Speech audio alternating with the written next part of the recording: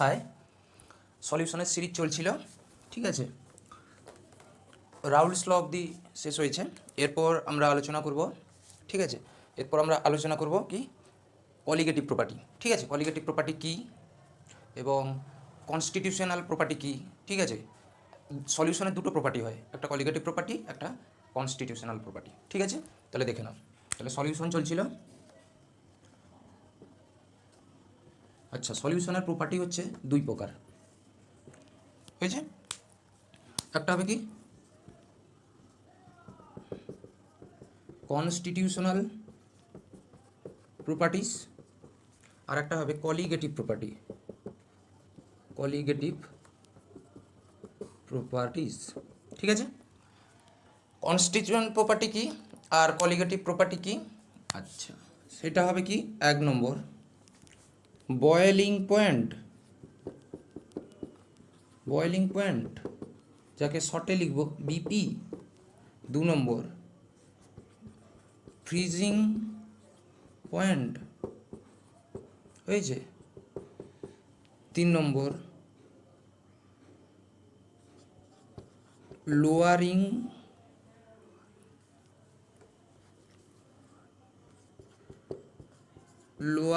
Of vapour pressure হয়েছে। বা চার নম্বর হচ্ছে ভেপার প্রেসার, ঠিক আছে। আর কলিগেটিভ প্রপার্টি কি? কলিগেটিভ হচ্ছে elevation of boiling point, depression of freezing point. তিন নম্বর হচ্ছে কি relative lowering of vapour pressure. চার নম্বর কি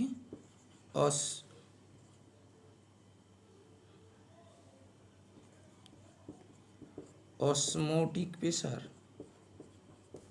কি বুঝতে পারলে কিনা বলো? আচ্ছা, কনস্টিটিউশনাল প্রপার্টি কাকে বলে? যেটার সাইজ, ঠিক আছে। আচ্ছা, কালি নেই, কালিটা শেষ হয়ে গেছে, হয়েছে। আচ্ছা, যেটা সাইজ বা যেটা নেচার অফ সলিউটের উপর ডিপেন্ড করে, সাইজ নেচার অফ সলিউট তার উপর ডিপেন্ড করে, ঠিক আছে। আর কলিগেটিভ প্রপার্টি মানে হচ্ছে কি, কলিগেটিভ প্রপার্টি মানে হচ্ছে যেটা অনলি ডিপেন্ড আপন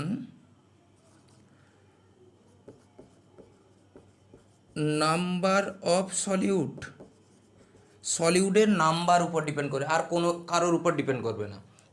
নেচার কি সাইজ কি এগুলো কারোর উপর ডিপেন্ড করবে না। তাহলে কলিগেটিভ প্রপার্টি কি হলো? Only depend upon number of solute, আর এটা size and nature of solute. কি বুঝতে পারলে? তাহলে এইটা হচ্ছে কনস্টিটিউয়েন্ট প্রপার্টি আর একটা কলিগেটিভ প্রপার্টি, দেখে নাও, ঠিক আছে। তাহলে বুঝলাম। আচ্ছা, এগুলো কিন্তু সব পরীক্ষায় আসে। তাহলে এক নম্বর শুরু হবে কি এলিভেশন অফ বয়েলিং পয়েন্ট, হয়েছে। আচ্ছা, তাহলে এইটা ছিল কি কলিগেটিভ প্রপার্টি, কলিগেটিভ প্রপার্টি। সেইটা আবার দুটো কেসে পড়া হবে, ঠিক আছে। তাহলে কেস ওয়ান কি, যখন when solute is non volatile and non electrolyte, ঠিক আছে। এক নম্বর কেস এইটা পড়া হবে। আর দু নম্বর কেসে কি পড়া হবে, when solute is non volatile but electrolyte. আচ্ছা, কেন ইলেকট্রোলাইট নিলাম? আচ্ছা, এইখানে কি হবে, ইলেকট্রোলাইট নিলে number of particle or solute, number of particle or solute কি হবে, ইনক্রিজ হতে পারে আবার ডিক্রিজও হতে পারে। তাহলে তার উপর কলিগেটিভ প্রপার্টি ডিপেন্ড করে, এক্ষুনি বলে এলাম নম্বর অফ পার্টিকেল অফ সলিউটের উপর ডিপেন্ড করে।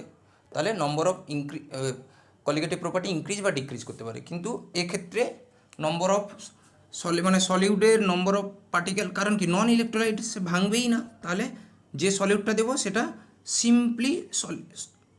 সিম্পল ফর্মে থেকে যাবে, ঠিক আছে। আর এটা সলিউড দিলাম, এ ধরো এরকম সলিউড দিলাম, দিয়ে ধরো 3টাতে ভেঙে গেল, তাহলে তার কলিগেটিভ প্রপার্টি কি বেড়ে যাবে। এটা হচ্ছে সলিউড, কি বুঝতে পারলে? আরে এটা সলিউড দিলাম, সে নন ইলেকট্রোলাইট মানে সে ভাঙবে না, কি বুঝতে পারলে?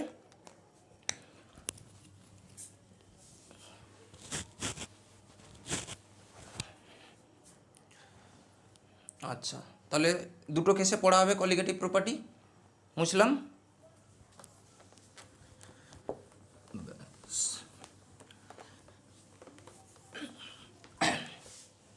তাহলে কেস ওয়ান কি, যখন সলিউটটা non volatile and non electrolyte হয়েছে, তাহলে 1 নম্বর আসবে কি, এলিভেশন অফ বয়েলিং পয়েন্ট। আচ্ছা, আমাকে তার আগে বলো বয়েলিং পয়েন্ট কাকে বলে, বয়েলিং পয়েন্ট কাকে বলে? তাহলে অনেকে বলবে যে জলকে রেখে দিলাম, জল ফুটে বাষ্প হয়ে গেল, সেইটাই বয়েলিং পয়েন্ট। কি, তাহলে জল কেন বললে, অন্য কিছু বলো। আচ্ছা, অন্য, তাহলে অ্যালকোহলকে রাখলাম, তাকে হিট করলাম, বাষ্প হয়ে গেল, সেটাই যে টেম্পারেচারে এসে বাষ্পভূত হলো সেটাই হচ্ছে বয়েলিং পয়েন্ট না, এটা হচ্ছে ক্লাস 10 স্ট্যান্ডার্ড হয়ে গেল। তাহলে বয়েলিং পয়েন্টটা কী জিনিস, টেম্পারেচার আপ হুইচ বা হুইচ টেম্পারেচার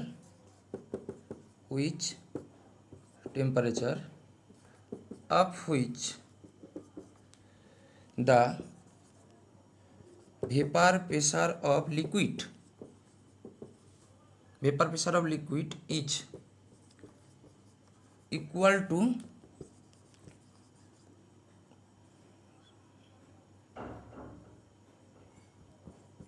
atmospheric pressure। মানে কি, মানে তুমি একটা বালতি নিয়েছো, তাতে এরকম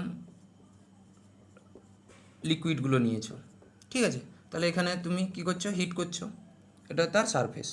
তাহলে অ্যাটমসফিয়ারিক প্রেসার একে হিট করছে, এ উঠতে যাবে, কিন্তু অ্যাটমসফিয়ারিক প্রেসার একে কী করবে বলো, দাবিয়ে দিবে কিনা বলো? জলটা উপরে উঠতে চাইছে, কিন্তু অ্যাটমসফিয়ারিক প্রেসার, তুই নাম। তাহলে এমন একটা টেম্পারেচার আসবে যেখানে অ্যাটমসফিয়ারিক প্রেসার দিচ্ছে আর হিট করার ফলে মলিকুলগুলো ভেপার প্রেসার ক্রিয়েট করছে, সেটা ইকুয়াল হয়ে যাবে। তারপরে আরেকটু টেম্পারেচার বাড়িয়ে দিলে এর প্রেসার কী হয়ে গেলে, কমে গেল, তাহলে এর প্রেসার বেড়ে গেল, তাহলে জলটা বাষ্পভূত হতে থাকবে। তাহলে যে টেম্পারেচারের উপরে অ্যাটমসফিয়ারিক প্রেসারের উপরে চলে যায় ভেপার প্রেসারটা, সেইটাই হবে তার বয়েলিং পয়েন্ট। কি বুঝতে পারলে? তাহলে মুছলাম এটা, ব্যাস। এর যে ডেরিভেশন এর গ্রাফ থেকে আসে, সেটা দেখে নাও। সেটা হচ্ছে কি, ভেপার প্রেসার ভার্সেস টেম্পারেচার। আচ্ছা, এইটা হচ্ছে ধরো তার, এইটা হচ্ছে তার atmospheric pressure 1 atm atmospheric pressure হয়েছে। তাহলে এর এইটা হচ্ছে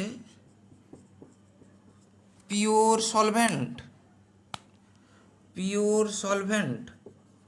তাহলে এর ভেপার প্রেসার এই অ্যাটমসফিয়ারিক প্রেসারেই হলেই বয়েলিং পয়েন্ট বলবো। আর এইটা হচ্ছে এই জায়গাটা অ্যাটমসফিয়ারিক প্রেসারের সঙ্গে, আর এইটা হচ্ছে সলিউশনের ভেপার প্রেসার, ঠিক আছে। তাহলে দেখো টেম্পারেচারটা দেখো, এখানে তাহলে এটা কি ডেল্টা টিবি জিরো। আচ্ছা, টি মানে টেম্পারেচার, বি মানে boiling point of zero. Zero মানে কি পিওর সলভেন্ট, আমি আগের দিন বলেছিলাম পিওর জিনিসের কি লেখা হবে উপরে এরকম জিরো লাগানো হবে। আর তাহলে এর টেম্পারেচারটা কোথায় যাবে এইটা, তাহলে ডেল্টা টিবি। তাহলে বলো পিওর সলভেন্টে মানে তুমি জল ছিল, জল পিওর সলভেন্ট জল ছিল, তাতে যেই চিনি মিশিয়ে দিলে তার বয়েলিং পয়েন্ট কত বেড়ে গেল দেখা দেখি, এইটুকু বেড়ে গেল। তাকে একে বলা হয় কি এলিভেশন অফ বয়েলিং পয়েন্ট। কি বুঝতে পারলে, এইটুকু যে টেম্পারেচার বেড়ে গেল। জল ছিলে তুমি শরবত বানিয়েছো, তাহলে জল যে ডিগ্রি টেম্পারেচার উঠে বাষ্পীভূত হবে, আর যেই চিনি জল বানিয়ে দিলাম সেটা এত ডিগ্রি টেম্পারেচারে বাষ্পীভূত হবে। বুঝতে পারলে, তাহলে এইটা হচ্ছে তার এলিভেশন হয়ে গেল। কি বুঝতে পারলে, তাহলে এলিভেশন অফ বয়েলিং পয়েন্ট। তাহলে একে বলা হয় ডেল্টা টিবি সমান হবে delta TB minus delta TB zero. এটা বেশি এটা কম দিলে কতটা এলিভেশন হয়েছে বেরিয়ে যাবে, এইটাকে বলা হয় এলিভেশন অফ বয়েলিং পয়েন্ট। কি বুঝতে পারলে, ঠিক আছে মুছলাম।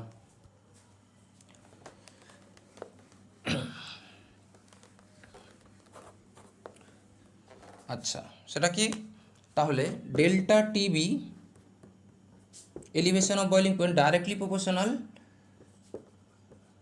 মোলালিটি অফ সলিউশনের উপর ডিপেন্ড করে, মোলালিটি।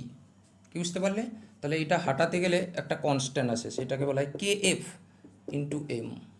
আচ্ছা, কে এফ ইন্টু এম এর জায়গায় কি বলতে পারি, W B by M B, molality হয়েছে given mass in gram divided by কত 1000। তাহলে এটা লিখতে পারি, তাহলে delta TB is equal to K F into W B by M B into 1000 by given mass in gram. কি বুঝতে পারলে, পারলে কি না বলো, তাহলে ডেল্টা টিবির ফর্মুলা বেরিয়ে গেল। তাহলে এইখান থেকে অঙ্ক আসে, সব কিছু ডাটা দেওয়া থাকবে, এটাও দেওয়া থাকবে। হ্যাঁ আচ্ছা, এর নাম কি বুঝলাম। হ্যাঁ তাহলে এটা হচ্ছে ফর্মুলা, দেখে নাও। ঠিক আছে, মুছে দিলাম। তাহলে ডেল্টা টিবি হচ্ছে মোলাল এলিভেশন কনস্ট্যান্ট বা ইবিউ। আচ্ছা, ইবিউ বানানটা একটু কারেকশন করবে। হ্যাঁ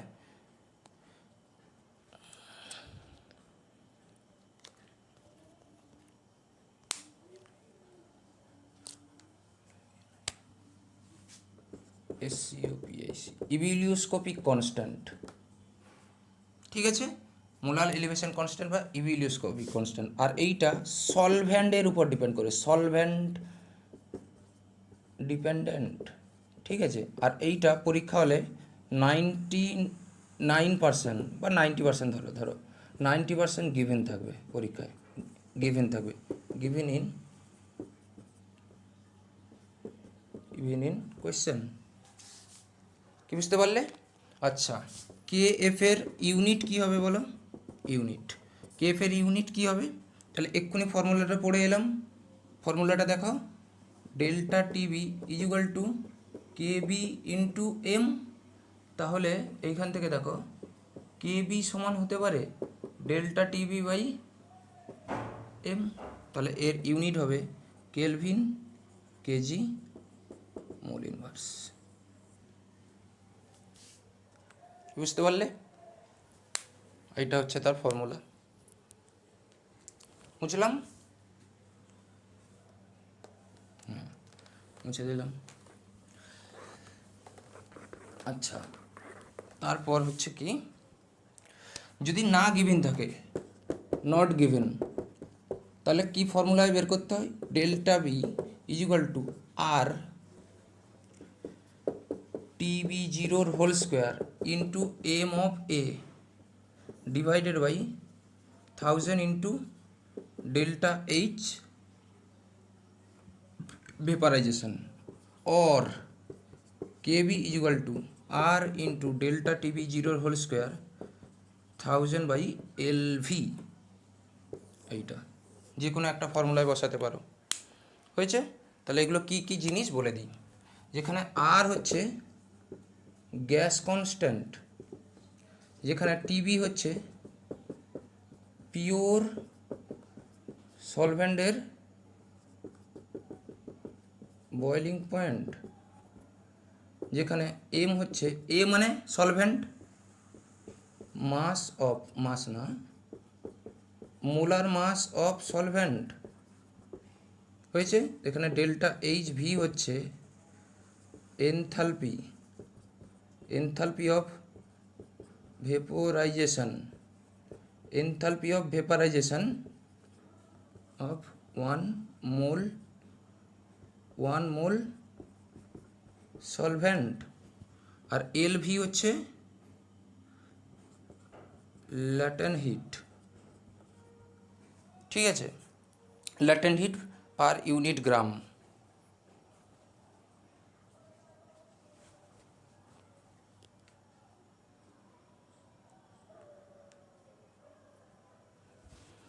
হয়েছে? ল্যাটেন্ট হিট পার গ্রাম।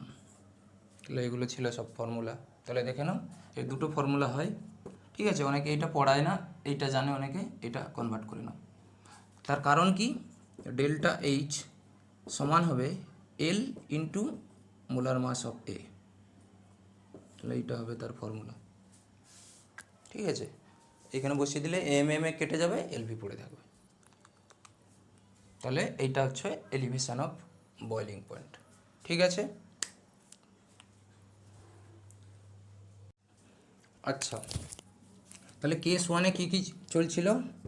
যখন সলিউটটা non volatile and non electrolyte. ঠিক আছে? কেস ওয়ানে চলছিল। এবার হচ্ছে দেখ, এবার 2 নম্বর কলিগেটিভ প্রপার্টি কী পড়ব? রিলেটিভ লোয়ারিং অফ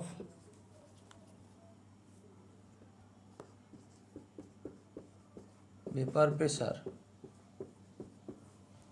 ঠিক আছে? আচ্ছা, সেটা কী জিনিস দেখো।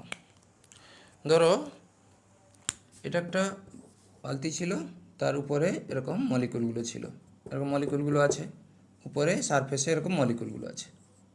যখনই এটা পিওর ছিল, পিওর সলভেন্ট ছিল, তাহলে এখানে কি মলিকুল ছিল? এ এ এ এ।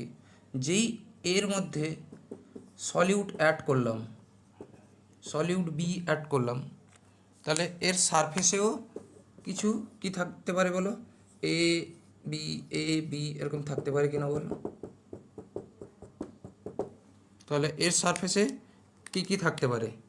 A B. তাহলে সারফেসে এখন এর মলিকুল কি হয়ে গেল বলো? কমে গেল। তাহলে এ যতটা ভেপার প্রেসার এখানে যেত, ভেপার প্রেসার ক্রিয়েট করতো, এ ততটা পারবে কি? কারণ কি? বি তো ভেপার প্রেসার নেই, কারণ কি?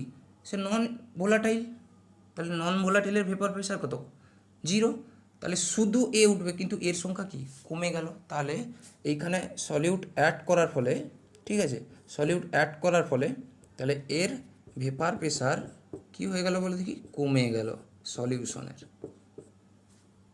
তাহলে এখানে যে ভেপার প্রেসার কমে গেল, ধরো এইটা আমার 100 ছিল ভেপার প্রেসার, 80 হয়ে গেল। তাহলে কতটা অ্যাড করলাম সলিউট সেইটা বলো, আর সেইটাই কি বলবে?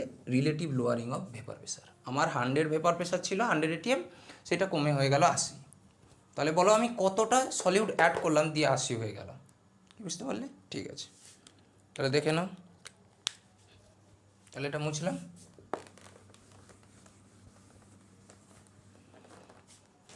আচ্ছা, তাহলে আমরা রাউলস ল অনুযায়ী কী জানি বলো? P of A directly proportional জাই অফ এ। এবার আরেকটা জানি, জাই অফ এ প্লাস জাই অফ বি সমান কত? 1, বা জাই অফ এ সমান লিখতে পারি 1 মাইনাস জাই বি, মানে টোটাল সলিউশনের মোল ফ্র্যাকশন কত হয়? 1। আচ্ছা, তাহলে এটা লিখতে পারি P of A is equal two P0 এ জাই এ।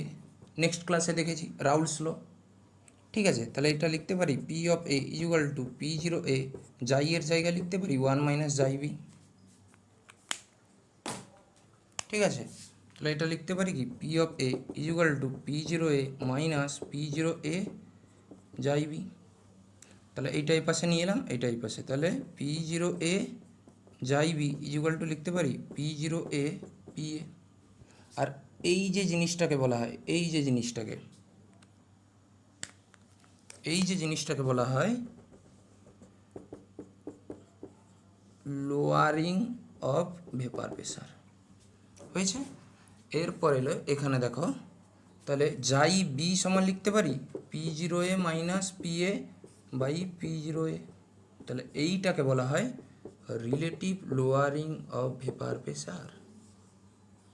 তাহলে এইটা হচ্ছে কলিগেটিভ প্রপার্টি, আর এইটাকে বলা হয় লোয়ারিং অফ ভেপার প্রেসার। এটা কনস্টিটিউশনাল প্রপার্টি আর এটা হচ্ছে কলিগেটিভ প্রপার্টি। ঠিক আছে, তাহলে দুটো কেস হয়ে গেল। নেক্সট ক্লাসে freezing, depression of freezing point এবং অসমোটিক প্রেসার হবে। ঠিক আছে, আরও একটা বাকি আছে, সেটা হচ্ছে আইডিয়াল নন আইডিয়াল ডেভিয়েশন, হেনরি ল, এগুলো পরে হবে। ঠিক আছে, থ্যাংক ইউ।